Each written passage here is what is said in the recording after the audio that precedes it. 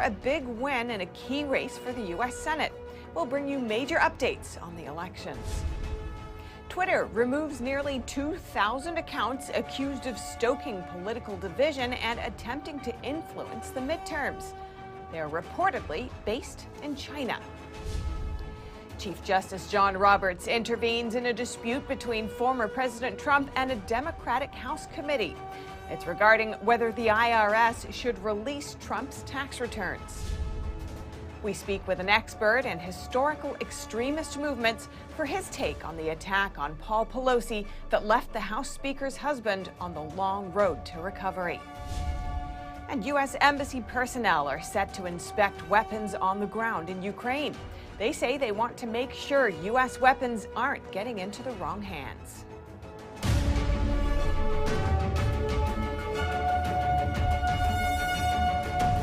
We're exactly 1 week away from the midterm elections, and millions of people have already voted, most with mail-in ballots. And Republicans score a big win in a key Senate race after a candidate officially drops out today. As of Tuesday, November 1st, exactly 1 week from Election Day, almost 26 million people have voted early. The United States Election Project, run by the University of Florida, says over 15 million of those returned mail-in ballots. University of Florida professor Michael McDonald says this is the make-or-break week for early voting. If the past is a guide, the volume should pick up. In Arizona, Republicans scored a big win in the race to take control of the U.S. Senate. On Tuesday, Libertarian candidate Mark Victor officially dropped out of the Arizona race and endorsed Republican challenger Blake Masters against incumbent Democratic Senator Mark Kelly. In his endorsement, Victor said of Masters, "We found ourselves in general agreement about how to improve America and advance the cause of freedom and peace." According to Real Clear Politics, Victor's support ranged from 1% to as much as 6%, votes that might now go to Masters. Arizona Senate races in recent years have proven to be extremely close, deciding the winner by less than 2.5%. Polls have shown that the current race between Kelly and Masters is close.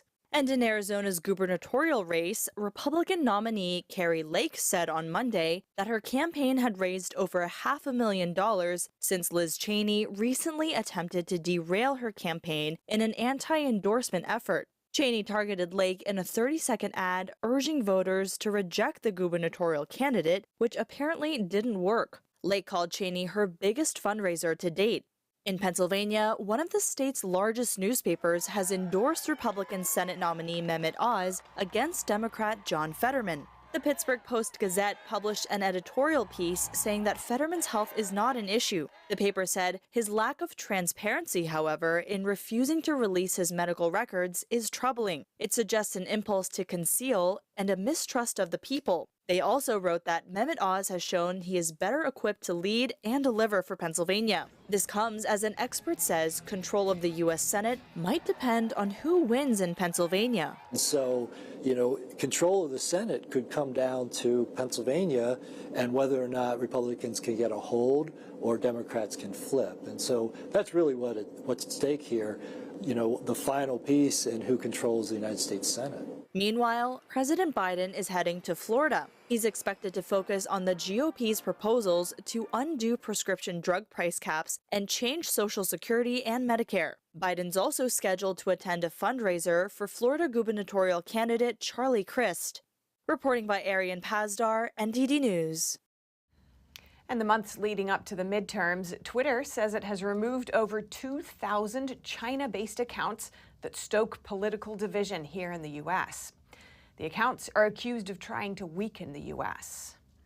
According to data Twitter released, the social media platform disrupted 3 China-based operations that tried to influence the midterm elections. The accounts amplified a range of politically polarizing issues, including allegations of voter fraud in the 2020 presidential election and criticizing transgender people. Twitter said 2 of the 3 networks promoted MAGA messaging, while one praised President Biden. Another network of 1,900 accounts pushed narratives favorable to the Chinese regime in both the English and the Chinese language. Many accounts, for example, echo the Chinese regime's condemnation of House Speaker Nancy Pelosi's visit to Taiwan this year. Twitter removed the accounts, saying they were violating rules against platform manipulation and spam. Many of the accounts were active from April to October this year. They claimed to be located in the US, but Twitter said it discovered technical signals indicating that many were based in China. Some of the accounts attracted a large following. One of them had over 26,000 followers and received more than 400,000 likes before being taken down. And former President Trump won't have his tax returns released to a House committee just yet. Supreme Court Chief Justice John Roberts has taken action over the issue. Roberts temporarily halted a lower court order which required the IRS to release Trump's tax returns to the House Ways and Means Committee. Trump on Monday appealed the lower court order and asked the Supreme Court to intervene. The decision is not final, but allows the court more time to deliberate. The Chief Justice asked for a response from the House committee by November 10th. The chairman, Democratic Congressman Richard Neal, asked to see 6 years of Trump's tax returns. He says they're necessary to make sure presidents are audited properly by the IRS. And House Speaker Nancy Pelosi's husband, Paul Pelosi, is reportedly making steady progress on what the Speaker says will be a long recovery process after an intruder hit him on the head with a hammer on Friday. A California man is now being charged, among other things, with attempted kidnapping of a U.S. official on account of the performance of official duties. The attack comes as part of what seems to be an increase in politically motivated violence in the U.S. Earlier today, I spoke with Trevor Loudon for his perspective. An author and filmmaker, Loudon has spent more than 3 decades researching extremist movements and their influence on mainstream politics. Trevor Loudon, welcome to our show. Thanks for joining us. Oh, a pleasure. Thanks very much for having me, Stephanie. Now, we've seen a recent string of attacks making headlines that are said to be politically motivated, including the assault of Paul Pelosi. Democrats argue that attacks like this and the events on January 6th, for example, are fueled by inflammatory statements from conservative figures, including former President Trump. Democratic candidate for Arizona Governor Katie Hobbs recently also blamed the break-in at her campaign office on her Republican opponent Kari Lake's rhetoric. What's your take on this kind of violence? The Pelosi thing is very problematic. Automatically it was assumed this was some political enemy of the Pelosi family, stirred up to a fevered rage by right-wing rhetoric. The guy is mentally ill. This is not your typical MAGA supporter. But so say it is politically motivated. Say this guy is a crazy man and he read something about, Nancy Pelosi online sometime written by a conservative. So what? So what? There are crazy people who do crazy things all of the time. We have a justice system that puts blame on people for their actions. They don't blame a whole class of people for freely exercising their right to free speech. Now, some commentators are saying that violence against lawmakers may continue or escalate if politicians who deny election results aren't punished. Could this line of thought lead down an authoritarian path, do you think? Well, this is what Hitler did. This is what any totalitarian does. You seize on a group of people, your enemy, your opposition, then you demonize them. You make them less than human. You make them insurrectionaries. President Biden come out there and basically called half of the country semi-fascists. If that's not inflammatory, if that's not a complete inflammatory lie and a generalization, you tell me what is. We've also seen violence directed at conservative figures, including a canvasser for Senator Marco Rubio, who was allegedly beaten up for being a Republican. So what do you think could stop or stymie politically motivated attacks while also fostering a healthy democracy? It's very simple. We have to start applying the laws on the books evenly to everybody. That means people who come after conservatives violently need to go to jail. If the conservatives do that, they need to go to jail too. Do you see any similarities between political violence happening in the U.S. and political violence under communist regimes? Well, look, when the Bolsheviks took power in Russia, they had to consolidate their power. So what they did was basically weaponize the justice system against their enemies. They freed people from prison. They let thugs rampage on the street. They let them burglarize the houses of rich people and sack the houses of rich people. They applied justice unevenly. That was part of the terroristic, the plan to intimidate the middle class, to make them shut up, to get them out of the public square. That was revolutionary violence unleashed by the criminals on the streets. Well, what have the Democrats done in several major cities in this country? Larry Krasner, the DA from Philadelphia, George Gascon, the DA from Los Angeles. They've basically made criminality legal. You can shoplift, you can steal, you can commit minor assaults, you can take drugs on the streets. The Washington Post reported today that Twitter has disrupted 3 China-based operations that were covertly trying to stoke division ahead of the midterm elections by posting about politically polarizing topics. Yeah. Why should Americans be worried about this? Well, Americans should be worried because much of what we think politically is driven by trolls and information farms coming out of Russia and China. Russia and China have been flooding, the CIA is right about this. There are massive Russian disinformation exercises going on in this country. Before the last election, the Russians would put stuff out, anti-Black Lives Matter, then pro-Black Lives Matter. They just wanted to get people fired up. So they see the existing divisions and their job is to make them worse, because they want to provoke a civil war in this country. Because if this country's at civil war, we're not going to stop them invading Taiwan, are we? We're not going to stand with Ukraine, are we? We're not going to even defend ourselves because we're going to be so busy attacking each other. And so finally, what's your advice for Americans wanting to arm themselves, equip themselves to fight against this kind of battle? Well, look, the very first step is we have an election coming up and everybody should vote. So we're going to vote against communism, and then we have to start bringing people forward to actually start applying the law of the land again. We have to elect DAs that actually apply the law. We have to hold hearings in the Congress and the Senate about the subversion that's been going on for the last few years in this country. People need to be held to account.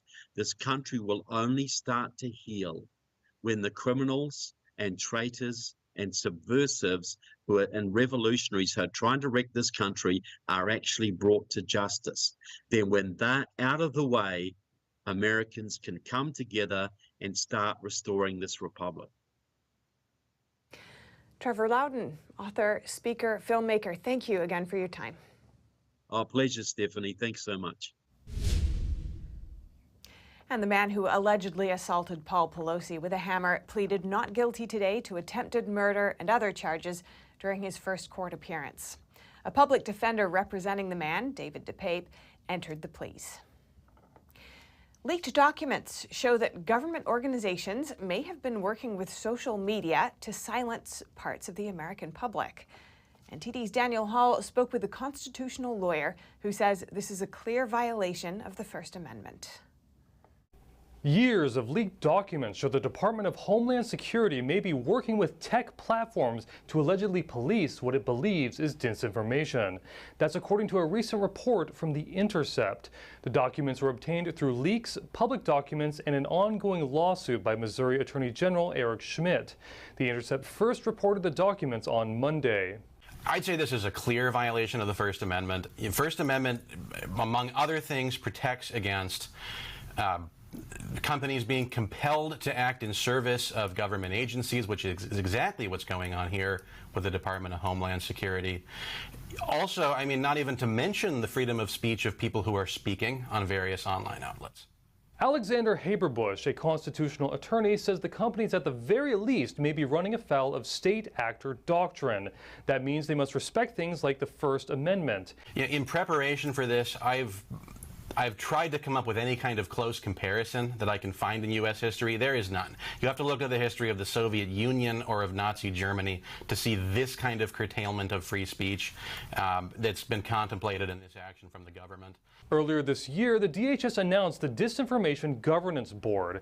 The document showed the Cybersecurity and Infrastructure Security Agency, or CISA, which is part of the DHS, policed misinformation, disinformation, and something they call malinformation. The way they define that is factual information shared typically out of context with harmful intent. That's factual information that they're suppressing. So the government wants not only to control the content of what is spoken, they want to make sure they're controlling all the connotations too. It's literally an effort to control competing narratives. Despite disbanding the controversial Disinformation Governance Board, The Intercept reports that the DHS is still working to police the spread of information. The focus is allegedly on a range of topics, including COVID-19, vaccines, racial issues, the withdrawal of U.S. troops from Afghanistan, and Ukrainian aid. What concerns me more is people who are using social media companies to express their own views and who may have those views censored or suppressed as a result of basically what the government is directing these companies to. Though at least one lawsuit is underway, Haberbusch said there would need to be legal precedent first for a class action lawsuit. Daniel Hall, NTD News, California. U.S. officials are saying it appears that Russia is running low on weapons to support its war in Ukraine. And U.S. Embassy personnel are now conducting weapons inspections on the ground. NTD's Jason Perry has those details. In the past 36 hours, Russia has launched nearly 100 missiles attacking Ukraine's water and energy supplies. After the attacks, State Department spokesman Ned Price said Russia is running low on weapons and is now even attempting to acquire weapons from North Korea. So whether the source is Iran, whether the source is indigenously produced Russian weapons and munitions, whether Russia continues its engagement with the DPRK, for example, that I think showcases the necessity of going well beyond what would otherwise be its comfort zone to source weapons and material for this war effort. Price explained that the U.S. is using sanctions to counter the flow of arms from Iran to Russia. And for the flow of arms from the U.S. to Ukraine, the Biden administration has given more than $18.5 billion in security assistance to Ukraine. The Pentagon is now doing more in Ukraine to make sure those U.S. weapons are staying in the right hands. We do have small teams that are comprised of embassy personnel that are conducting some inspections of security assistance delivery at a variety of locations. And again, this is part of a broader effort of the U.S. government to track U.S.-provided capabilities and to prevent the illicit spread throughout Eastern Europe. He added that they have no indication of U.S. weapons that have gotten out of the supply line and into the wrong hands. The general did not specify whether these embassy teams were military or civilian personnel. But he added this.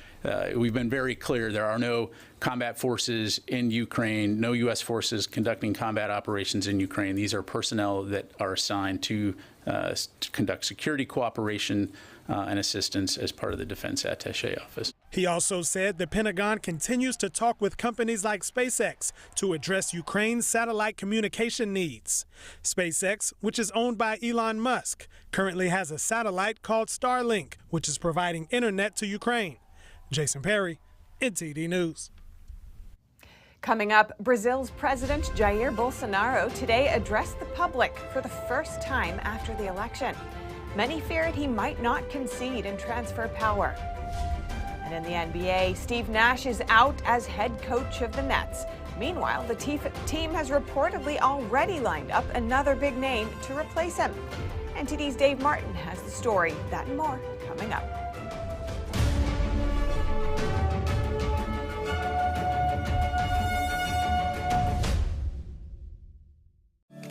Welcome to RenBiz.com, the education and career program where parents rule. We replace public schools and universities. We are for ages 6 to 100. Never any big student loans with us. You graduate with a traditional diploma, a university degree, and your own family business. Adults returning to obtain better careers. Parents looking for better academic and career opportunities for their kids. At Business Occasion, you spend 50% of your time on traditional education and 50% on business education, including setting up your own family business. Learning is in your small, in-person pods of 6 to 10 students. At Renaissance Business Occasion, aka renbiz.com, graduation means you have a degree and your own family business. Like education always should have been, a transition to getting a career.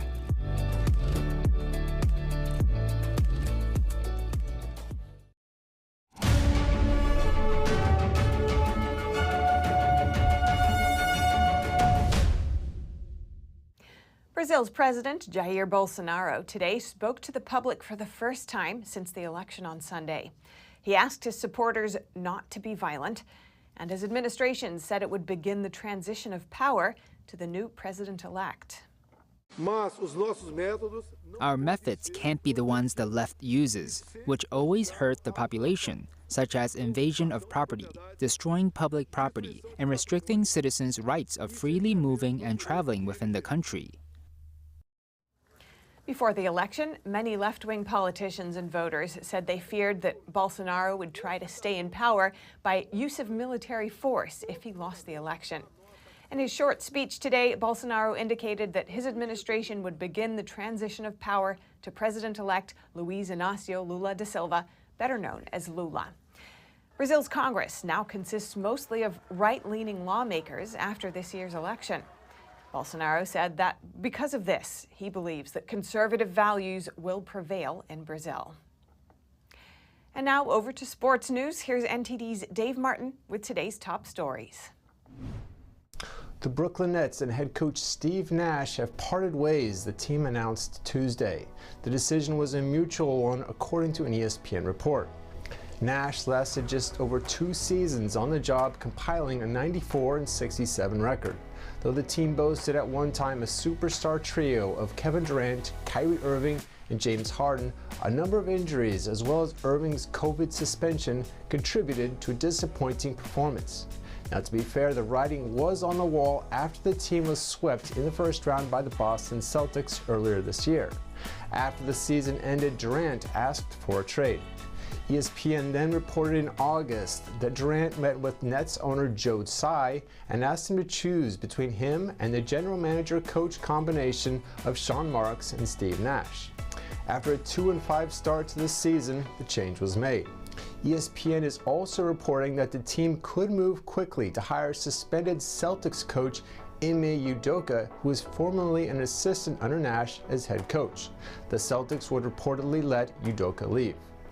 And in tennis news, 7-time Grand Slam champion Venus Williams hinted at a possible retirement in an Instagram post Monday night. The post commemorated her 28th anniversary as a pro and reads, "I can recount the wins and losses, but in the end, it was always about the pursuit of my best self. Every day, win, lose, or draw, I can look back with no regrets. It's all been worth it." And for your sports schedule tonight, 4 NBA games are on for this evening, highlighted by the Brooklyn Nets with interim head coach Jacques Vaughn hosting the Chicago Bulls. Meanwhile, in hockey, a dozen games are on scheduled for tonight, including the Boston Bruins, who at 8-1 have the league's best record. They play at Pittsburgh. And finally, for you baseball fans, after yesterday's rainout, Game 3 is tonight in Philadelphia with the Phillies starting Ranger Suarez, while the Astros counter with Lance McCullers Jr. And that's a wrap for sports. Back to you, Steph. Thanks, Dave. And lastly, today, 6 piano finalists competed to win gold at NTD's 6th International Piano Competition. NTD's Arlene Richards reports from Merkin Concert Hall. Today is the finals in NTD's 6th International Piano Competition. 6 contestants will go on to try and win that first prize trophy and $10,000. Let's go inside and see who's performing. Young Yi Chen from Taiwan debuted in 2009 at the age of 10. He has since performed on renowned stages across the world, including the Walt Disney Concert Hall in Los Angeles and the International Summer Academy of the Mozarteum, Salzburg. Bereshevsky Antony from Ukraine is a soloist with the National Philharmonic of Ukraine and first prize winner of the 2014 Arthur Rubinstein International Piano Master Competition. It was a great chance to play the final. I am very pleased and honored to be selected as one of 6 finalists because the level of the competition was very high. Trinity Goff from the United States is the 2020 winner of the Van Buren Concerto competition and is currently studying with Jean David Cohen of the Willamette University. Josie Zhang from China recently won the 2022 Piano Texas International Piano Festival Concerto competition. He is currently pursuing a Bachelor of Music degree at Oberlin Conservatory of Music under the tutelage of maestro professor Dang Tai San. And last, Aruth Masrangsan from Thailand started on piano at age 13. He is a student at the Kaninklit Conservatorium with Professor Denis Prasheyev. He said he knew learning the foundation of Western music would be beneficial to his training. It is really challenging to play only classical repertoire up to the Romantic era. This competition required contestants to play only pre-1900 compositions. Its mission is to promote traditional arts, bringing out the pure authenticity, goodness, and beauty. I just finished watching the performances, but they won't announce the winner until tomorrow at the Future Stars concert and awards ceremony. You can watch it live streamed on NTD.com, or you can come to the Kauffman Center and watch it in person. Arlene Richards, NTD News, New York. And well worth it. And that's all for today's news. Thanks for tuning in. I'm Stephania Cox.